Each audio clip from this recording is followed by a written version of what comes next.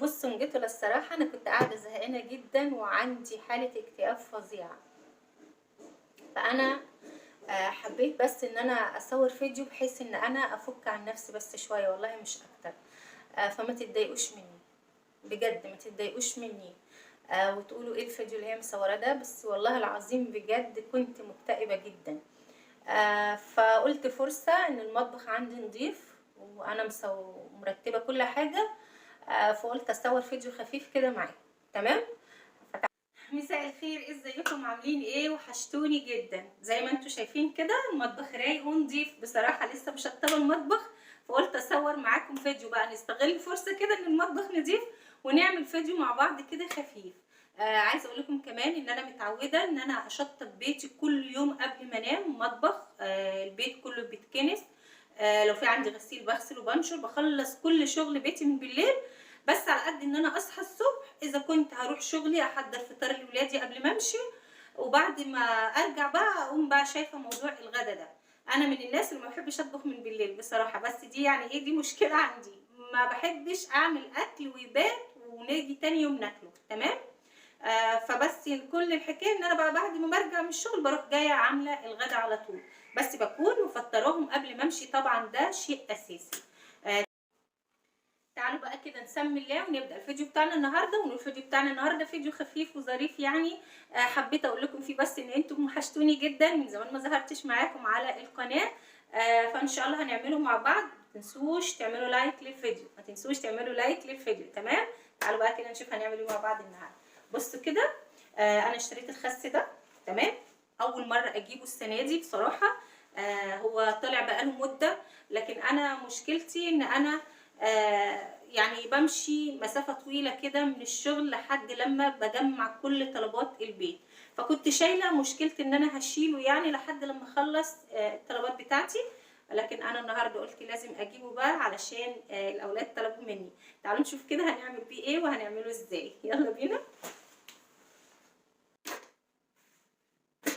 ده طبق بلاستيك. تمام. انا حاسه ان انا هتضرب بعد الفيديو ده اقسم بالله. ماشي. بس اهو حبيت يعني زي ما قلت لكم ان انا اقول لكم ان انتم وحشتوني بجد بجد. فحبيت ان انا اصور فيديو خفيف كده معاكم، يا ريت ما تتضايقوش. تمام. بصوا كده، ده هنا طبق بلاستيك ودي هنا صينيه. تعالوا نشوف بقى هنعمل بيهم ايه. وانا هتضرب بعد الفيديو ده. يلا بينا. اول حاجه هنفك الخس بتاعنا. طبعا انتوا بصوا رابطينه هنا بتاع ده، اسمه ايه ده، بالبتاع ده. ماشي. تمام. ماشي. هتضرب. تمام. هتضرب. انا عارفه بتاع ده اسمه عفش. تمام. ده اسمه عندنا عفش في مصر، معرفش هو ولا ايه، بس ان شاء الله هيطلع هو العفش. تمام. تعالوا بقى كده نفكه مع بعض. هنفك مع بعض.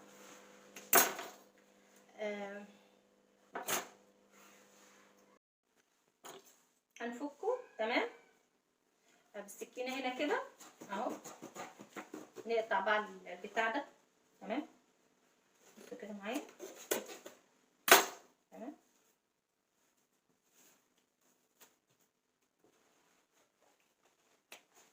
فكيناه. هنسيبه بقى زي ما هو كده مع بعضيه. ماشي. مش هنعمل فيه حاجه دلوقتي. خلاص.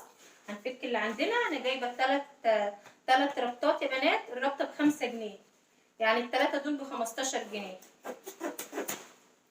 هديكوا حساب كمان حساب. ماشي. دي تاني ربطه اهي. خلاص. تعالوا كده عشان تشوفوني كويس. بصوا، ودي هنا الربطه الثالثه اهي. خلاص. تمام. وده اللي احنا شلناه منه، ده اللي مربط. طيب. ده هنا ده البتاع اللي احنا فكيناه اللي كان متربط بيه. تمام. هحطه في الزباله. السله حطها تحت رجلي عشان طبعا يعني ما بهدلش المطبخ تاني، يعني عشان انا تعبت جدا في المطبخ بصراحه. كلنا عارفين مطبخ متعب، يعني المطبخ ده اكتر مكان متعب في الشقه، في التنظيف وفي الترتيب والكلام ده كله. تعالوا بقى نشوف هنعمل ايه. بصوا ناخد بقى واحده واحده كده. تمام خلاص. مش عارفه كده مظبوط ولا ايه. عايزه اظبط لكم بس زاويه التسويه.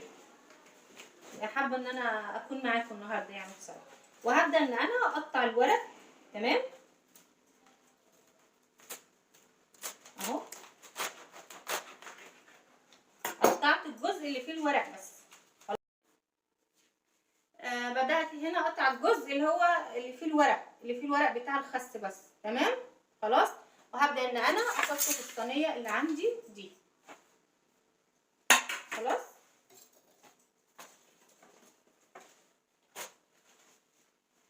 نخلصه كله بالشكل ده.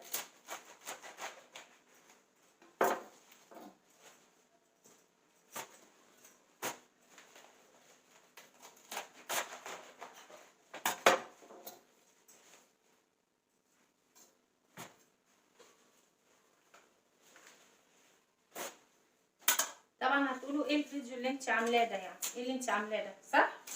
اكيد بتقطعي الخس، بتورينا ازاي نقطع الخس. بس اهو خليكم معايا شويه بس كده وهنشوف. تمام.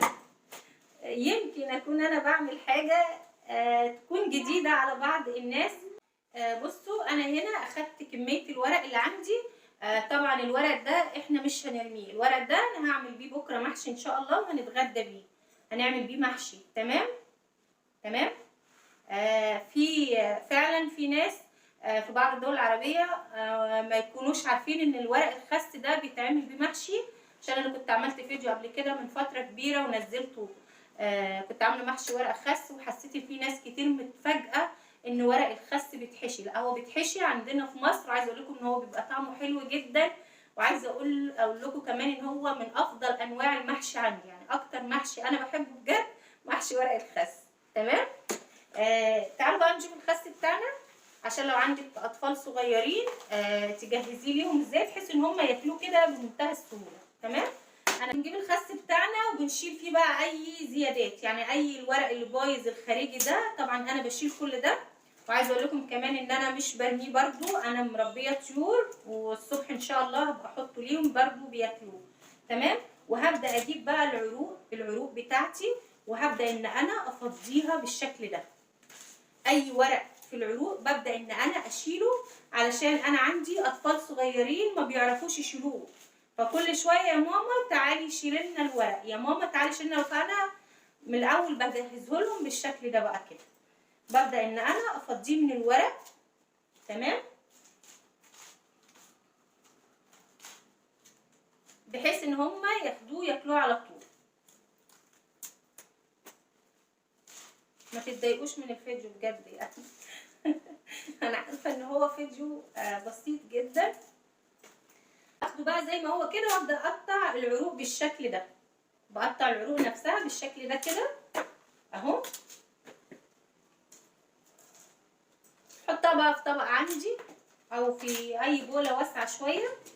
تمام خلاص. بحيث ان انا اسهل على ولادي ان هم ياكلوه، يعني ياخدوا وياكلوا على طول.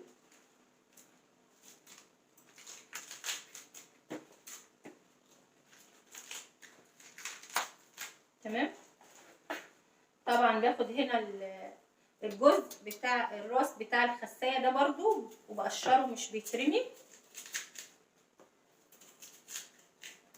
طبعا انا عارفه ان انتوا عارفين كل الكلام ده وهتقولوا ايه اللي هي بتعمله ده. بس حبيت ان انا اصور فيديو دلوقتي بصراحه ومش مجهزه اي حاجه. ممكن تكون ناس ما بتعملوش بالطريقه دي، يعني انا بشوف ناس بتروح جايه بس منفضاه شايله الجزء بتاع الورق اللي هيتحشي ده وبتغسله زي ما هو كده وبتحطه في التلاجة. فانا ممكن تاخدي فكره بسيطه عشان لو عندك اطفال صغيرين زي ما قلتلك ياخدوا وياكلوا منه على طول. خلاص. متزعلوش، ما تزعلوش من الفيديو.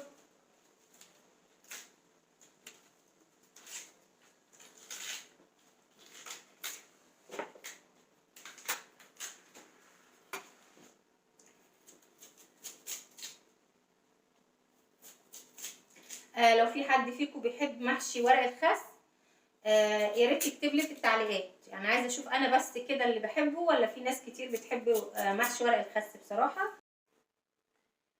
ده هنا بعد ما خلصته تمام. انا واخداه اغسله.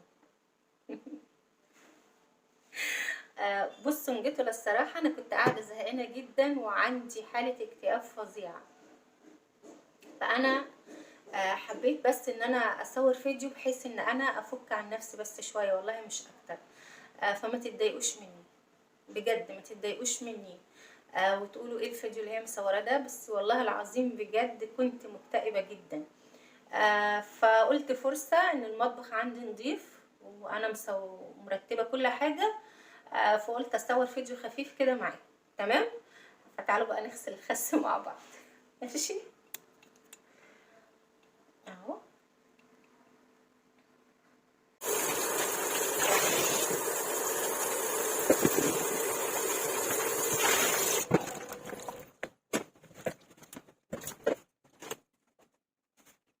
بصوا بقى هنا كده خلصناه وجهزناه كله. ده الورق تمام.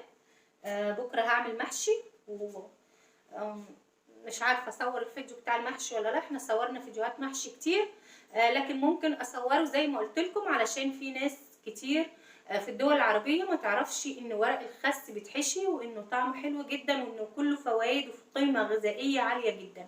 فانا هصور. تمام هصور. معايا هنا كمان ده. بصوا بقى الخس بتاعي جاهز للاكل اهو خلاص وتمام جدا. اللي عندك اطفال بمنتهى السهوله هياكلوا الخس مش هيقرفوكي. تعالي شيلي الورق وتعالي اعملي. ده هنا بواقي الخس حطيتهم في كيس وهشيله في التلاجة بقى للصبح علشان احطه للطيور اللي انا مربيها. شايفين بقى عملنا كام حاجه بالخس بس. بكده بقى نكون وصلنا لنهايه الفيديو بتاعنا. بتمنى ان انا اكون كنت ضيفه خفيفه على قلوبكم، وحابه اشكر كل الناس اللي بتدعمني في القناه، وحابه اشكر كل الناس اللي بتتابعني، وحابه اشكر كل الناس اللي بتشجعني ان انا اقدم او اعمل الحاجه اللي انا حباها. بشكركم كلكم، بشكر كل حد مر على الفيديو عندي، بشكر كل حد هيشترك عندي في القناه او مشترك عندي في القناه طبعا. واقول لكم بقى مع الف سلامه وباي باي. بحبكم جدا. باي.